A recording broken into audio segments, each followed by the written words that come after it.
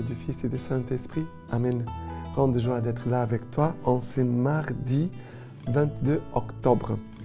Et je te demande, s'il te plaît, toujours de partager la Lectio Divina. Fais connaître la Lectio Divina. Sois fidèle à la Lectio Divina chaque jour. Et aussi, n'oublie pas de laisser like dans ton appareil. D'accord? Merci. Et la première lecture d'aujourd'hui, c'est Éphésiens chapitre 2, à partir du verset 12. Rappelez-vous qu'en ce temps-là, vous étiez sans Christ, exclus de la cité d'Israël, étrangers aux alliances de la promesse, n'ayant ni espérance ni Dieu en ce monde. Or voici qu'à présent, dans le Christ Jésus, vous qui jadis étiez loin, vous êtes devenus proches grâce au sang du Christ. Car c'est lui qui est notre paix.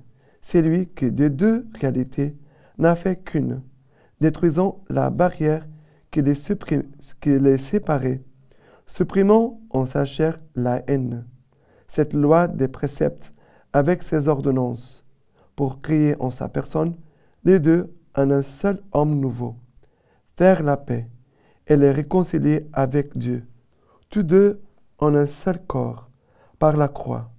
En sa personne, il a tué la haine. Alors, il est venu proclamer la paix, paix pour vous qui étiez loin, et paix pour ceux qui étaient proches. Par lui, nous avons en effet, tous deux, en un seul esprit, libre accès auprès du Père. Ainsi donc, vous n'êtes plus des étrangers ni des hôtes. Vous êtes concitoyens des saints. Vous êtes de la maison de Dieu. Car la construction que vous êtes a pour fondation les apôtres et prophètes, et pour pierre d'angle le Christ Jésus lui-même. En lui, toute construction s'ajuste et grandit en un temple saint dans le Seigneur.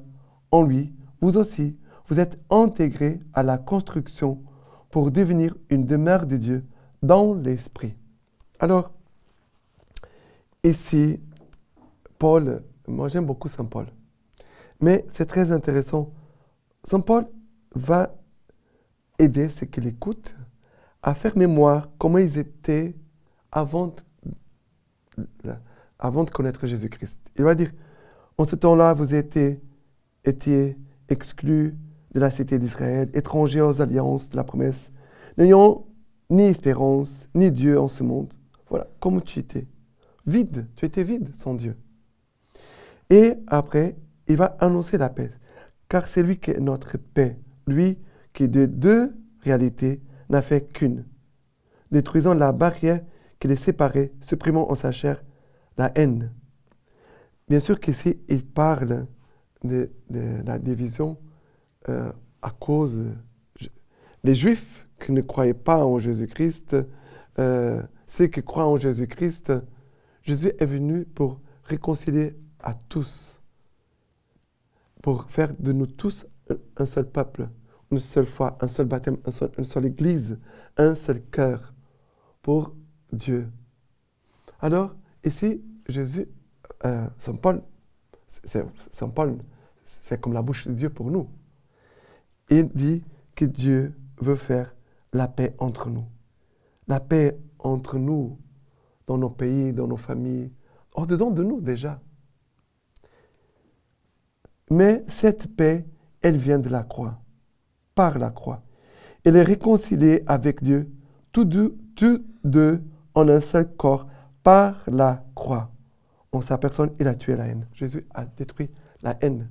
Nous devons prier beaucoup pour que, aujourd'hui, par la croix du Christ, par la passion du Christ, la haine qui est dans le cœur des hommes puisse être détruite. Nous devons prier beaucoup pour la paix dans le monde, la paix dans nos cœurs, la paix dans les familles, la paix dans les pays, la paix dans le monde. Jésus veut vraiment vous qui étiez loin, Jésus est venu à proclamer la paix. Paix pour vous qui étiez loin et paix pour ceux qui étaient proches. Par lui, nous avons en effet tous deux en un seul esprit, libre accès auprès du Père. Le but, ce n'est pas seulement la paix. le but, ce n'est pas seulement la réconciliation. Le but, c'est la paix et la réconciliation pour avoir accès au Père. Voilà la grâce que Dieu veut nous communiquer aujourd'hui. D'accord? Et le psaume d'aujourd'hui, c'est le psaume 84-85, à partir du verset 9. J'écoute ce que dit Dieu. Ce que Dieu dit, c'est la paix pour son peuple et ses fidèles. Et après, le verset 10. Proche est son salut pour qui le craint, et la gloire habitera notre terre. Amour et vérité se rencontrent, justice et paix s'embrassent. Vérité germera de la terre, et des cieux se penchera la justice. Le Seigneur lui-même donnera le bonheur, et notre terre donnera son fruit. Justice marchera devant lui, et de ses pas tracera un chemin. Mais proche est son salut pour qui le craint, et la gloire habitera notre terre. Dieu veut nous apporter son salut. Il veut aussi nous apporter l'amour, la vérité, justice et paix. Voilà les dons que Dieu veut nous faire aujourd'hui. Mais on sait très bien qu'amour et vérité, justice et paix, que se rencontrent et que s'embrassent, c'est un travail. C'est un travail. Souvent, les gens veulent l'amour, mais pas la vérité. Ils veulent la justice et la paix, mais sans avoir la justice. On ne peut pas avoir seulement l'amour sans la vérité.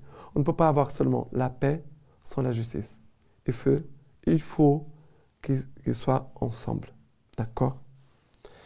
Et maintenant, l'évangile, c'est Luc chapitre 12, à partir du verset 35. Que vos reins soient sains et vos lampes allumées. Soyez semblables, vous, à des gens qui attendent leur maître à son retour des noces pour lui ouvrir dès qu'il viendra et frappera. Heureux ses serviteurs que le maître, en arrivant, trouvera en train de veiller. En vérité, je vous le dis, il se scindra, les fera mettre à table, et passant de l'un à l'autre, il les servira. Qu'ils viennent à la deuxième ou la troisième veille, se trouvent les choses ainsi, heureux sont-ils. Alors, ici, Jésus dit, soyez semblables, vous, à des gens qui attendent leur maître à son retour des noces pour lui ouvrir dès qu'il viendra et frappera. Nous sommes vraiment invités à vivre dans cette attitude d'attente et de vigilance. Ce sont qualités propres de l'amour. Celui qui aime, attend et veille. Il attend et en même temps il veille. Le Seigneur veut vraiment nous bénir dans cette attitude.